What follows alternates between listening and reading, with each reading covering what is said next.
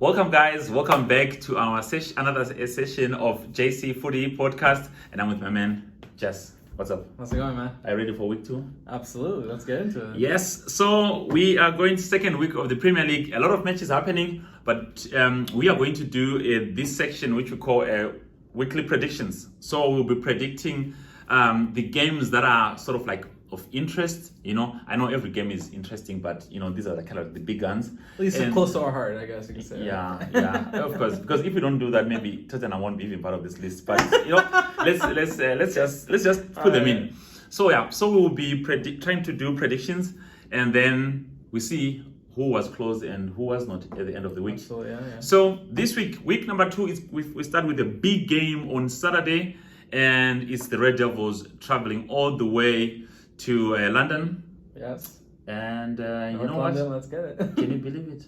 It's gonna be me against you, bro. Yeah, 100%. So we're gonna be enemies this weekend. Super we're enemies. not texting or talking at all.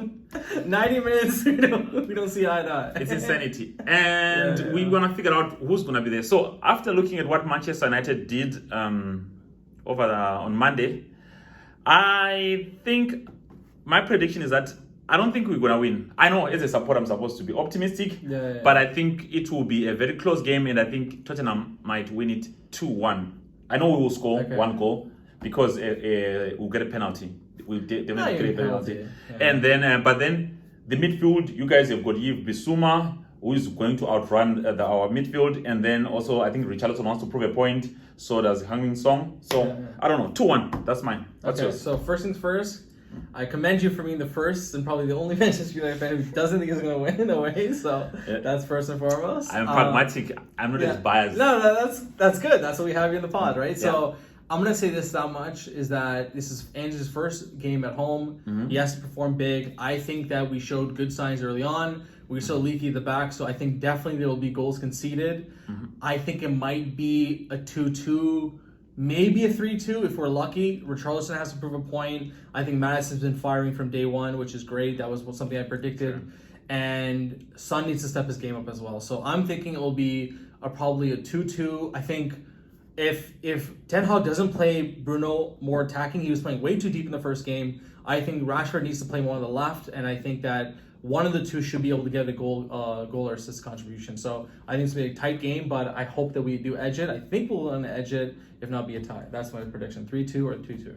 Okay, cool. But I think if on the other end, if Ten Hag wants to win, I think what he needs to do, I don't think actually Bruno was the problem. I think Mason Mount was very close to Bruno, and it left Casemiro exposed. So in that position, I think Mason Mount needs to come back deep and help Casemiro in the midfield, because at this point, at many instances, you found Mount and Bruno just in the same position. So I think he needs to tell Mount that as of right now, he still has to play alongside Casemiro, because Casemiro was very, very exposed and he had to cover that whole midfield on his own. And if Mount comes and tries to kind of like congest, or Mount, he man-marks Yves Bissouma, then you kind of like cut off the supply, then it's just basically be like a 0-0 old draw or a 1-1 draw where there's no creativity happening, But so that's the money. So 3-2 for you, 2-1 loss. In all cases, Manchester United is losing. We'll see. Let's see. You never know. We never know with ball, right? All right. So that's it. We move to the next game on the same day on Saturday, just soon after the Manchester game, and it is the other team from Manchester City, facing the new guys, the guys who actually perform very well, Newcastle United. Yeah, definitely. And that one, you start. Tell me, what do you think? I think Newcastle's actually looking phenomenal. I was very impressed with the run of form last year, and surprisingly, they're keeping that up. They strengthened with Tonali, Harvey Barnes. I think that they will be firing. It will definitely be a tight game. City, I noticed, usually does have a little bit of a slower start in the beginning. I think that should be... I still think City should be able to edge it, just with their overall quality. But I'm gonna say it's a 2-1. 2-1 win by City. By City? Yeah, I still think so. And do you think Haaland is going to score one of those 2 goals? I think they had to score one goal. Has to score one goal, Yeah. This is a tight one. It's a tight one because City does not have Kevin De Bruyne. And when you look at the Super Cup they played, they couldn't beat Sevilla. It had to go to penalties. So a Manchester City without Kevin De Bruyne is as good as Tottenham, basically. But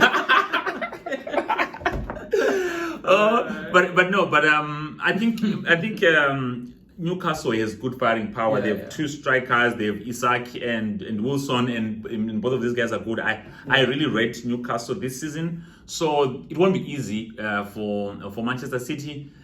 So I think it will be a tight one. Either Newcastle will win 1-0, or worst case scenario it's going to be 1-1. But I don't see any way City beating Newcastle in the vein of form they're in right now. I see. Okay. All right. So after Saturday's shenanigans, we move to Sunday, and we find ourselves with the London boys, the boys in blue. I think they're traveling to West Ham. Are they home? Or I think they're home. Yeah. I think they're home. I think so. Probably. Anyway, let's just say they are there. But their first game was at home though. Yeah. I think the first game was at home against Liverpool. Yeah. Yeah, I think they should be away. Can you get that confirmed? Yeah. Yes. So they're still in London, but just away. So you have the London. Derby Yes, exactly. West Ham versus Chelsea. It's a London derby. Yeah. What do you think? Okay, if I go first on this one, after watching the game from last week, the team was good, but then Reece James is out, injury again. Big injury, I think Jackson is going to be good. I think Enzo Fernandez, phenomenal. He's going to run that midfield. West Ham, I don't know. They won, but I don't think they are. Yeah, I think that West Ham definitely had a huge loss in power with Declan Rice being gone. Yeah. I think Bowden still can fire on, he's definitely going to be a problem still. Ben Diaz out for them as well, so that's kind of a problem in their mid. And then, oh my God, mixing up. Ben Diaz on Aston Villa. My bad. I don't see West Ham, beating Chelsea even if they're at home. So I say Chelsea win 3-0 for Chelsea. Clean. I'm going to say, I still think Chelsea needs a little bit of help on their attacking front of things. I'm going to say it's going to be it'll be a 2-1 win by Chelsea. I think with Chilwell's going to do well. He's playing really high in attacking.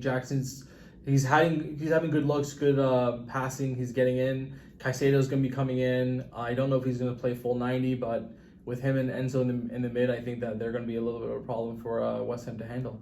Okay, cool. And then I think we still stay in London. Yes, for on Monday Night Football, we've got Crystal Palace hosting Arsenal. Yep. And Arsenal, this is the team that hasn't won the Premier League, I don't even know when, ever since before I was born. Okay. No. My goodness, friends, do not be angry at me. But I know you came second, and I know you spent some money on some amazing strikers in the name of Kai Havertz. But anyway, listen, yes, Crystal Palace, this is one of your dark horses. I know you beat them last season, but away, Roy Hodgson, I don't think he did anything particular with Crystal Palace, but they signed Olise to a long contract. They've got Eze firing. So I think they managed to win the first game, which is quite good. So that'll be a tight one, because I think Arsenal it's a high tempo game, but I don't think also Crystal Palace is going to just bend over. So I can see a draw, a 1-1 draw. They won't score a lot of goals, or Arsenal win it 2-1 again. I think Arsenal didn't look too convincing in their first game. Yeah. That being said, they still had a crazy run of form last season. Obviously, they strengthened. Yeah. Trossard has to, I think he was playing great in preseason. Maybe he'll get more minutes this game around. I know Gabriel might be pushed into coming back with Timber being injured. So I think their backline might be a little weak because of that change of form. Let's say he's playing out of position, just in the back, just to have him in place of Timber. So I'm thinking that they're going to concede at least a goal. It's home, obviously, for Crystal Palace. So I'm going to say a 2-1 victory for Arsenal. So we agree on that one. Yeah. At least we have one where we agree. Yeah, 2-1. Surprise. Arsenal. Surprise. Yeah. All right. So those were the major predictions. Thank you so much for joining us on our weekend predictions. And tune in for more sections or more predictions in the upcoming weeks. And after the games, let us know your comments below if there's anything that you see that we were either spot on for, you saw whether we're wrong from a mile away, etc. So let us know what you guys think. And I like being proven wrong. Like I would like Manchester United to prove me wrong and actually beat Tottenham, but I don't have that belief. But you know what? I hope so. Usually I'm the one who kind of votes has to be the more pessimistic, but I think the fact that you guys don't know Ange, we'll see. I know you're guys going to score at least 1 or 2 goals against us. It's a matter of if we're able to reciprocate that on the other end. So yeah. Great. Okay. Till next time. Cheers. Bye. Take care. Ciao.